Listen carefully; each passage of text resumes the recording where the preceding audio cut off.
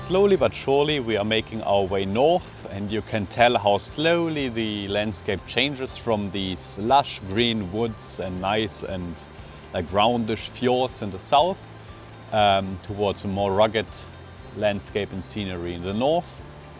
So I'm excited to see all of that change in the upcoming one day, maybe 1.5. And yeah, there's of course waterfalls everywhere. It's just marvelous and so beautiful to drive through here. Have a stop left and right, just look around.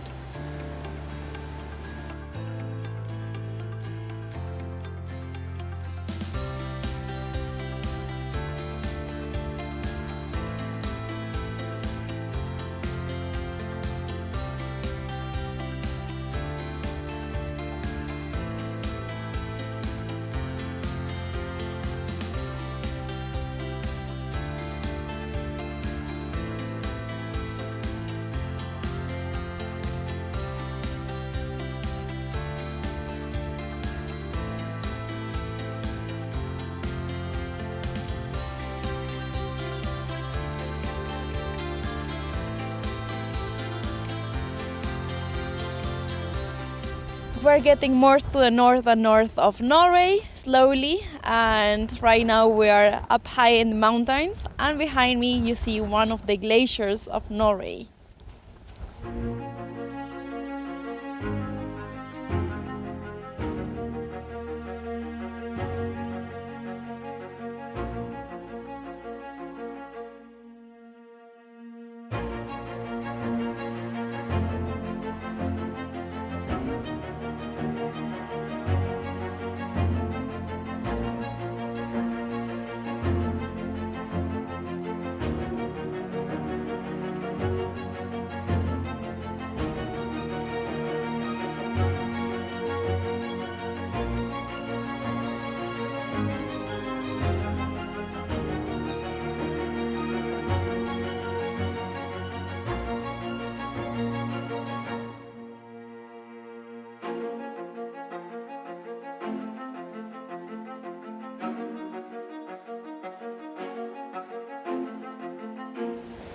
On our way to Hangaravida, we passed through this beautiful waterfall, Foringsfossen, which is spectacular.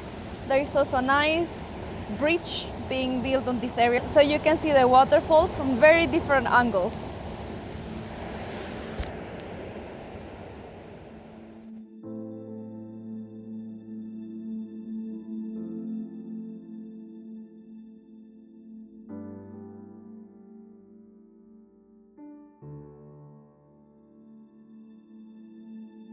So we are now well and truly deep into this high plateau, which is called Hardangervidda.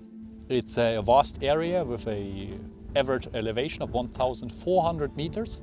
And it's a really rugged area. First we had some light, but now it's all dark and drizzly, and the climate here is really, really rough.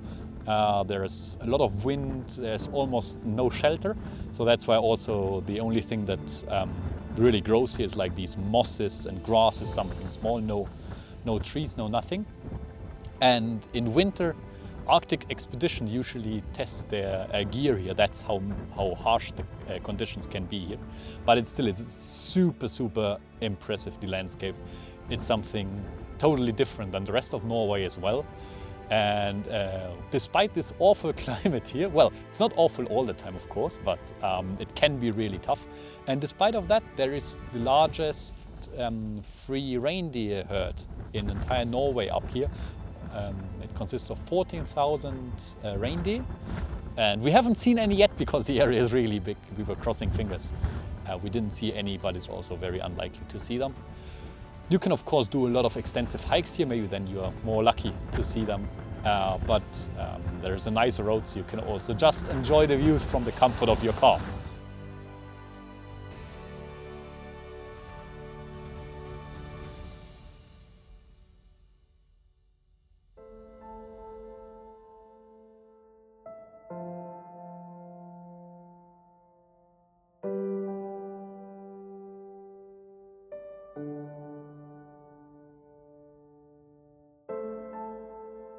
Chris, do you mind to tell us why are you barefoot in this ice freezing cold weather? Yes, of course.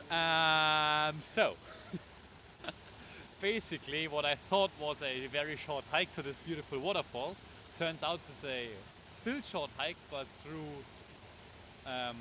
we're gonna show it later in video, but like through some grassland which is kind of flooded.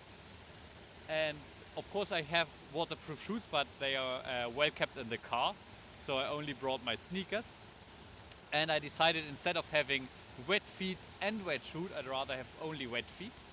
And yeah, that's why I'm barefoot. It's not so bad though, the stones are a little bit warm to like reheat them.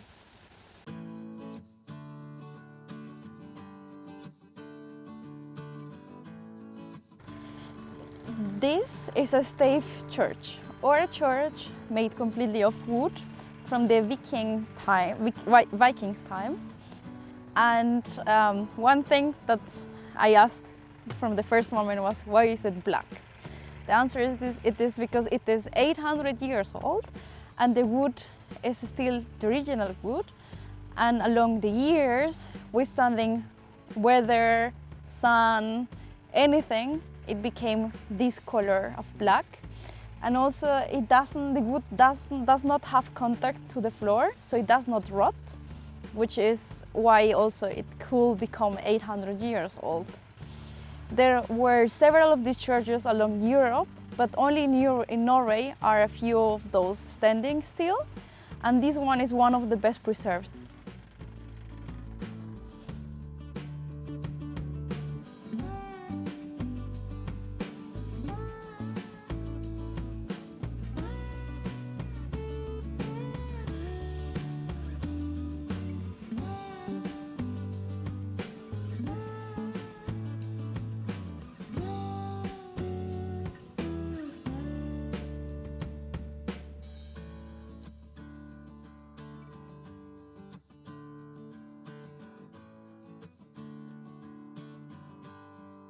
And this is a modern church from 1868. You can see here that they have an oven, so it is cozy to pray, which is not something you see in many churches around the world.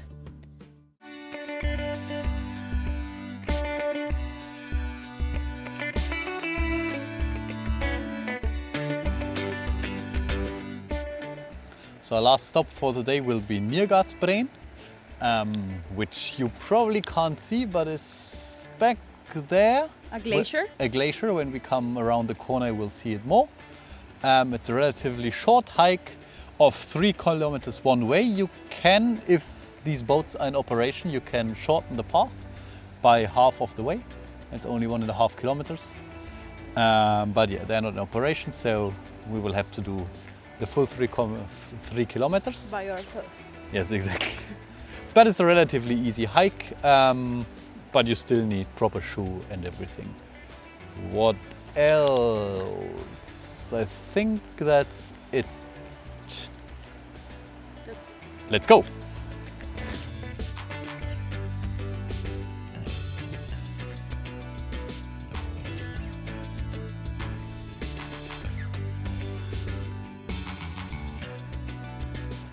Okay, so here is where the boats leave you if you decide to take one. And I was wrong earlier, I was saying it's an easy hike. The first part at least, there is not really a footpath, there are some marks, but it's really just over these granite rocks here, and they can be very slippery. So if you're not good on foot, you should definitely take the boat, and we will report how the way further up is, if it's easier or if it's the same sort of style. The second part of the walk is much easier. It's this, like this here. In its worst parts, a lot of times it's just flat stone, or there are even wooden stairs. So it's much easier. It's still not like, it's still a proper hike. Like you still need proper shoes and everything. But yeah, the second part is much easier.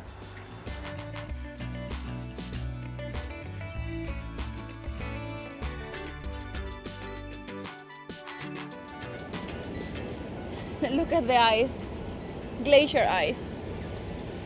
And the water, as expected, Oh, ice cold. I don't think anyone can bathe in it. No, no way, no way. Wow. Now, the limit of the glacier is over here. But in the past, the glacier used to extend until the whole way until the lake and even further than that. But because of the climate change, now the limit is in here.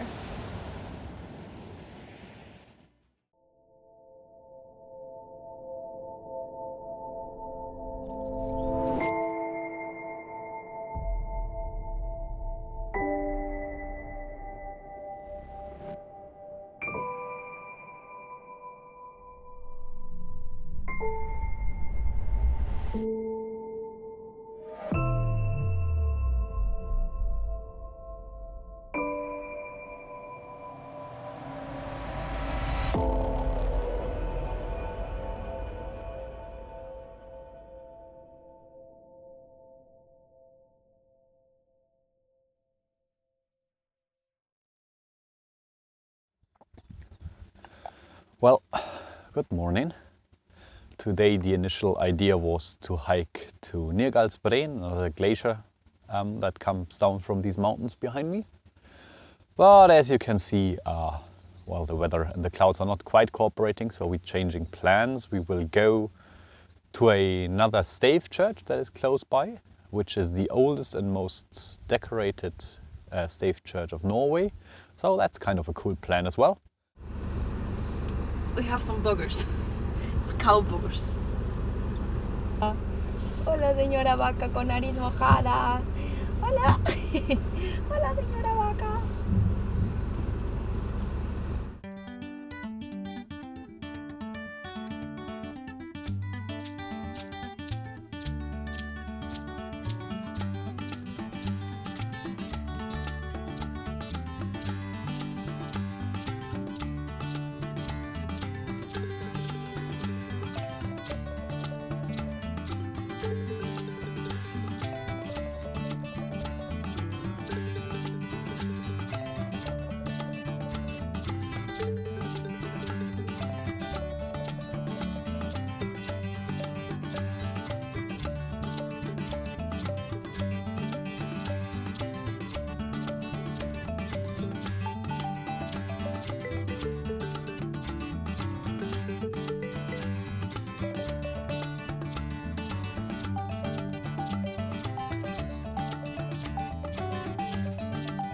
One of the striking things about the churches is the color.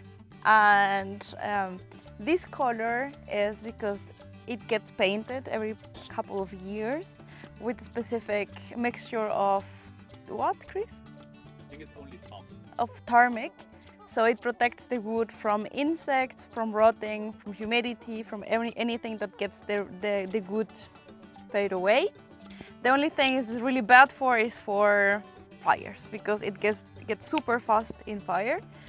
On this stave church, we had the chance to have a tour, which was included in the entry. And it was great because we didn't get only to hear about the story of the church, but also about the Norwegian culture in the past and how it has evolved over the years. It was super, super interesting. Definitely completely worth it to go there. And it just take half an hour the whole tour, and yeah, we're back in the ferry. It was really good. Thanks for watching. If you liked the video, give it a thumbs up and hit the subscribe button below. And leave us a comment. We would like to hear your opinions and thoughts.